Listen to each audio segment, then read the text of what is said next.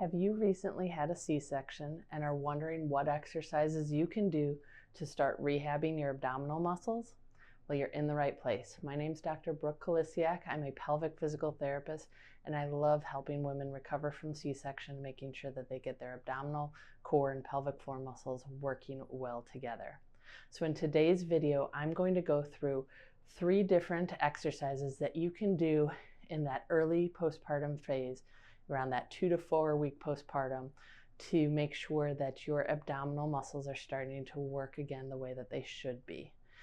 If you haven't already done so, I want you to go up to this video here and watch on how to do the core connection breath, because that's going to be super important for all of these next exercises, because that is how everything's going to start. So that is where you should start if you have not already done so. We need to practice recruiting our deep abdominal muscles with our pelvic floor muscles and our breath. And that's the first thing that you should do to make sure that you're getting your deep core abdominal muscles working well together. Once you've practiced that a little bit, then you can start doing these next 3 exercises that I'm going to be talking about. This first exercise is called a bent knee fallout. So when you start, you want to think about doing that core connection breath where we do that nice little inhale, exhale, tighten those tummy muscles. Keep that pulled in as you let that bent knee rotate out to the side and then pull it back in. And if you need to, you can redo that core connect each time where we inhale, exhale, tighten, and let that knee rotate out to the side. We only go as far with that knee as you can where it doesn't cause any pain and your hips stay on the surface that you're laying on, whether that be the bed or the floor. You don't want your whole pelvis to rotate over with you. So in the beginning, you might only be doing a very small range, and then it might be able to get bigger and bigger. As you do this, try and work up to doing 2 sets of 10 on each leg so that we get the benefit on both sides. Our second exercise is a heel slide. So like the first one, you're going to do that nice little inhale, exhale, tighten to get that core connection. And then once you're tightened, you're going to let that heel slide out on the bed or the floor and then pull it back in. The whole time you're focusing on those tummy muscles, staying kind of pulled in when you do it. So reconnect where we do inhale, exhale, tighten, slide the leg out, and pull it back in. Again, in the beginning, you might only be able to go through a small range. I want you to stop if you feel like you lose that contraction in the belly and pull it back in. As you get better at this, you can just work towards going through that full range.